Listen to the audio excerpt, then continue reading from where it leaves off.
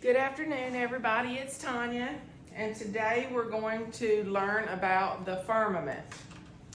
And so I'm going to begin with Genesis 1, verses 6 through 8.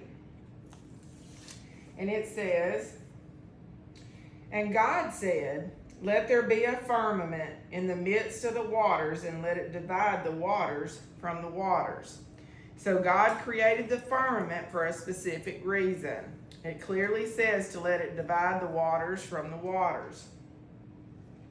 And God made the firmament and divided the waters which were under the firmament from the waters which were above the firmament, and it was so. And so it says the firmament divided the waters under and above the firmament. And God called the firmament heaven, and the evening and the morning were the second day. And so the firmament equals heaven, and so he divided heaven from earth. Genesis 1, 14 through 18, it says, "And God said, Let there be lights in the firmament of the heaven to divide the day from the night, and let them be for signs and for seasons and for days and for years." So God created lights, which is the sun and the moon, and they are for signs in the heavens for us to keep up with seasons, days, and years. Verse 15, "And let them be for lights in the firmament of the heaven to give light upon the earth, and it was so. And it was for our benefit he gave us light to see the heavens and to be able to see here on earth. And God made two great lights, the greater light to rule the day, and the lesser light to rule the night. He made the stars also. So the greater light is the sun, and the lesser light is the moon. And he also made the stars, which to me accents the moon, and all of that is his glorious wonders, y'all.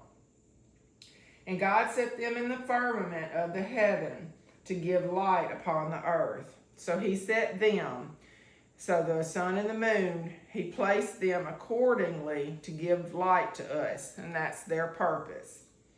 And to rule over the day and over the night, and to divide the light from the darkness, and God saw that it was good.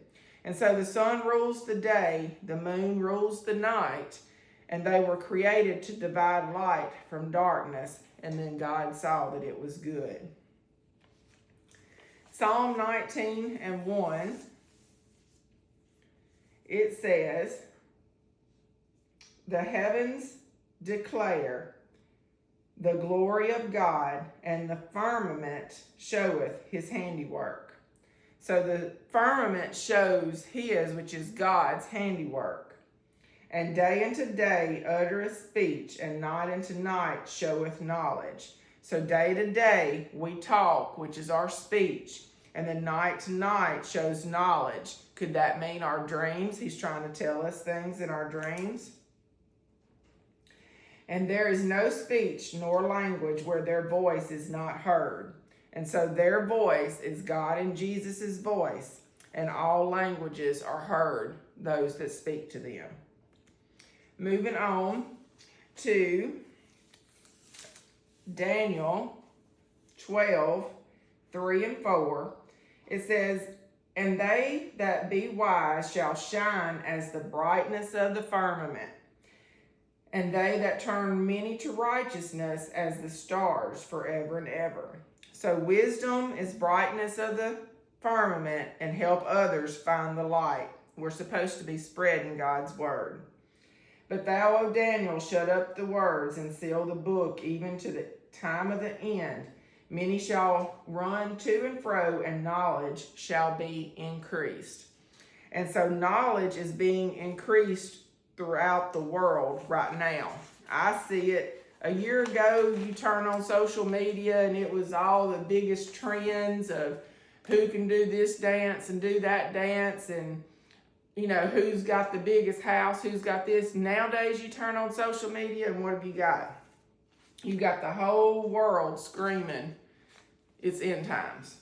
So knowledge is being increased. I see it. Do you?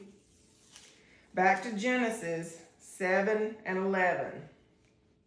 It says, In the 600th year of Noah's life, in the 2nd month, the 17th day of the month, the same day were all the fountains of the great deep broken up, and the windows of heaven were opened.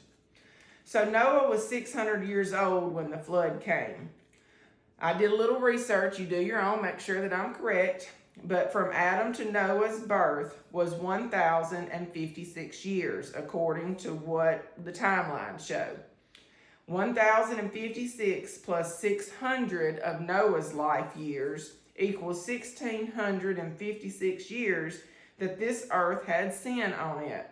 And God opened the windows of heaven, which is the firmament, and flooded the earth to get rid of sin. And here we are 2,026 years after Christ was sacrificed for us, and look at the amount of sin that is occurring today. God promised that he will not flood the earth again, which is that rainbow which has been defiled by this earthly world. Do you not think that God can open the firmament again? What if he breaks the firmament at the end of time? It's just a thought that came to me on the back porch yesterday when I was talking to him, and that's how I got this lesson here. Matthew 24 and 29. It says, immediately after the tribulation of those days shall the sun be darkened, and the moon shall not give her light, and the stars shall fall from heaven, and the powers of the heavens shall be shaken. And so the sun will darken, the moon will not give light, and stars shall fall from heaven.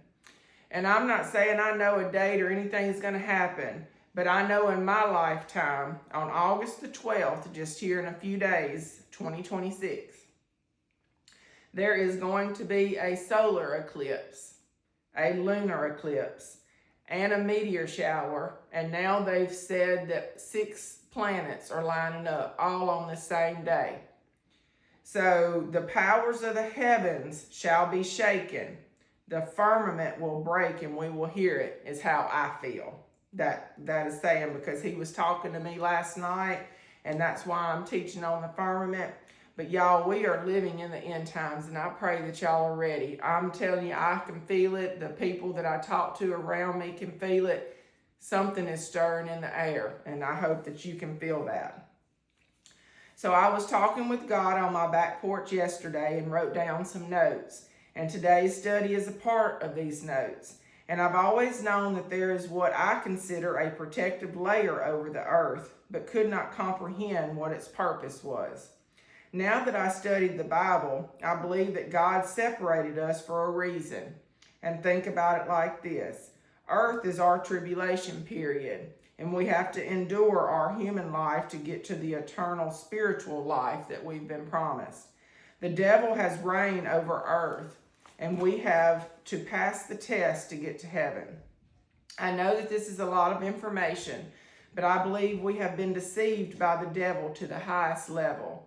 Our minds cannot fathom the amount of deception that has been ingrained in our brains by this worldly propaganda that they have fed us for all these years. So let's finish with this passage of scriptures. Revelations 12, 8 through 13. It says, and prevailed not, neither was their place found any more in heaven. And so there is meaning Satan and the fallen angels did not belong in heaven anymore.